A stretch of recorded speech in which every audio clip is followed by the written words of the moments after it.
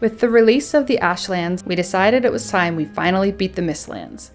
It's been almost a year since we collected 8 of the 9 Sealbreaker fragments, and today we're going to finish it off.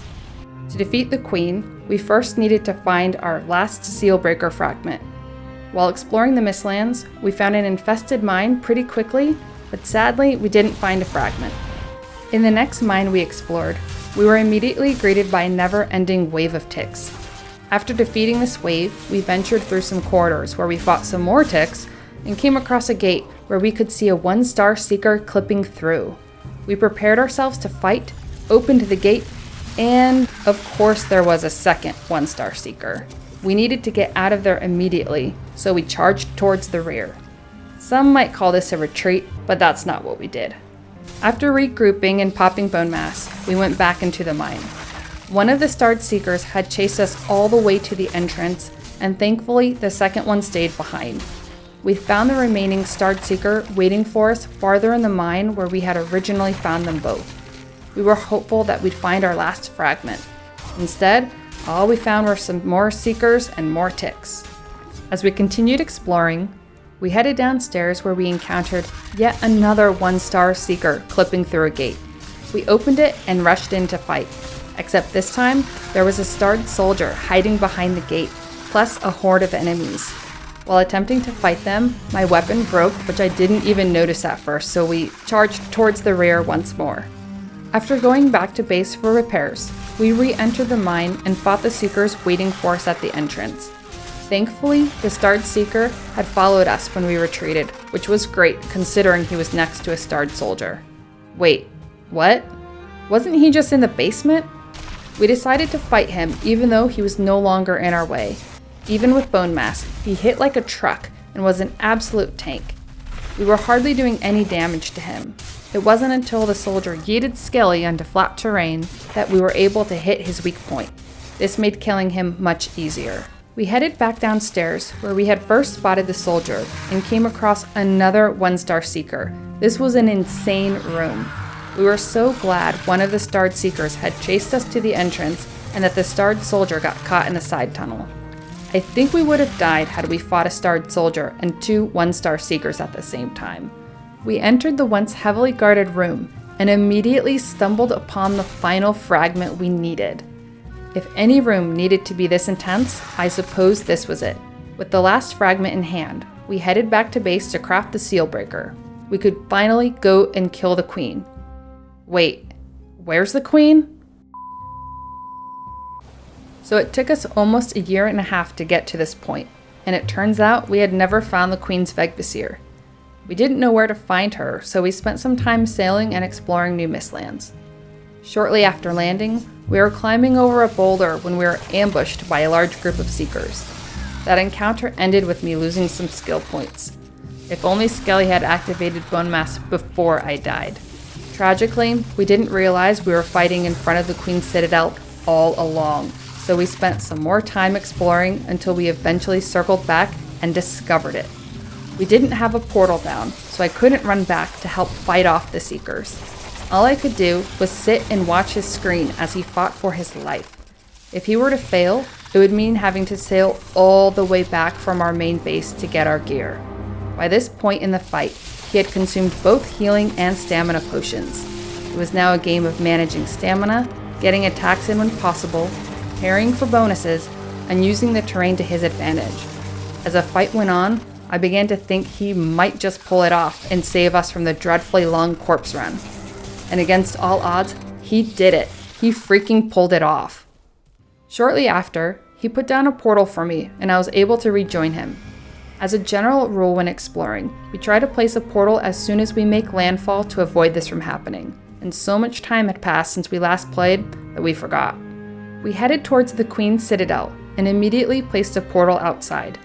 Throughout our Mistlands journey, we've often commented on our dislike of the terrain, how cumbersome it is to scale, and the limited visibility.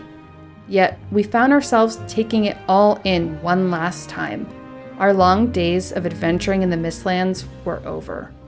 We climbed to the top of the Citadel and found a stone that read, "We sealed the door and scattered the key. Leave her be." Well, We didn't come all this way for nothing. What could go wrong?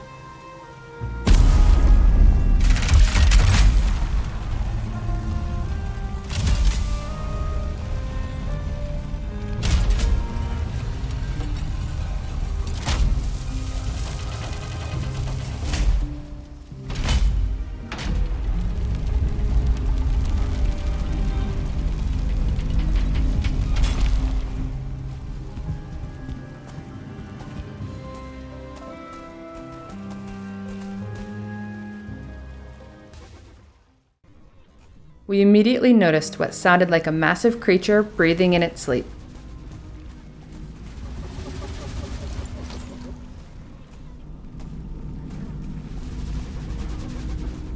We didn't know what to expect, so we took some time to check out our immediate surroundings.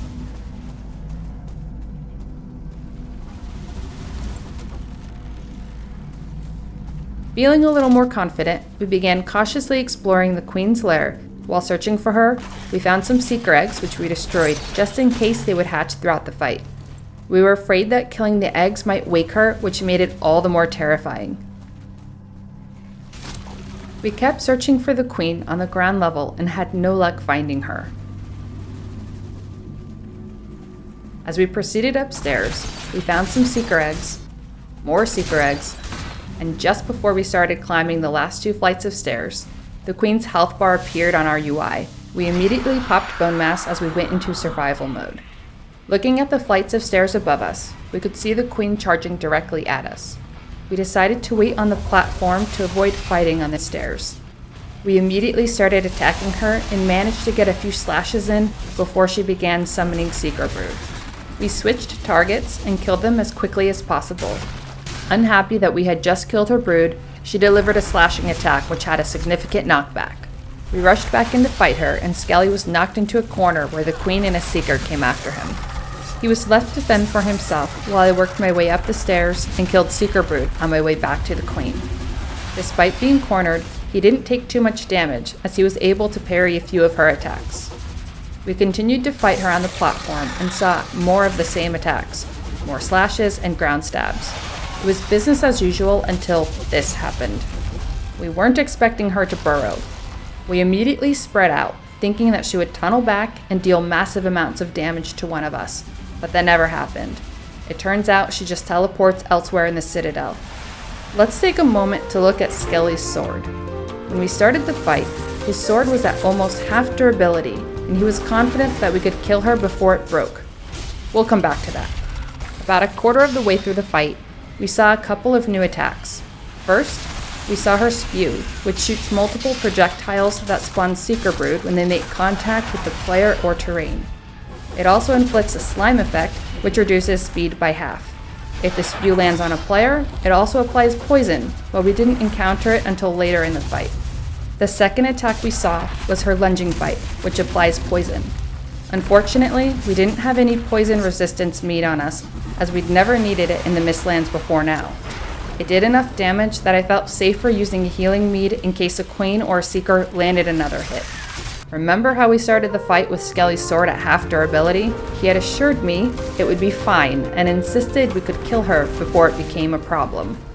When we had the Queen at roughly 30% health, it was clear we wouldn't be able to finish her off without the sword breaking. Plus, our rested effect had expired. We decided this was a good time to run back to base for repairs, rest up, and grab some poison resistance mead. We also picked up supplies to place wisp torches inside the Citadel to make it easier to find the Queen after she burrowed. We also crafted feather capes to avoid fall damage just in case she knocked us off stairs or platforms. By the time we returned to the Citadel, she had unfortunately regained all of her health. We won't bore you with the entire fight again, so we'll just pick up roughly from where we left off. Our overall impression of the Queen is that she's not particularly challenging as a single or multiplayer fight. We were using the Bone Mass Forsaken Power and level 2 Carapace armor and didn't take much damage. The biggest challenge with the Queen was finding her after she burrowed, which let her regain a lot of health.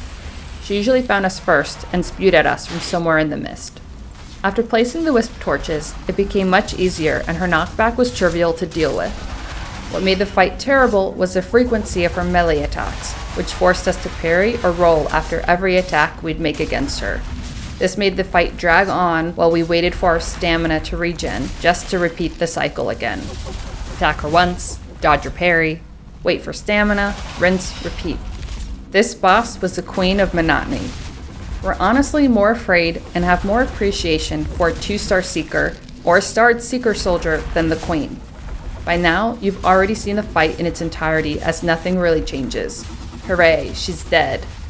The Ashlands is an extremely hot biome where the ocean boils and the terrain is scorching, causing wooden build pieces to catch fire. Conveniently, killing the queen gives access to the press upgrade for the artisan table, which allowed us to craft fireproof plating. After crafting the ceramic plates, we unlocked a new ship, the Drakkar, when mutants swept in with dark tidings and warned us that up until today, we had only quarreled, and now we must prepare ourselves for war. We have several Ashlands playthroughs and guides on the way, so make sure to subscribe so you don't miss them.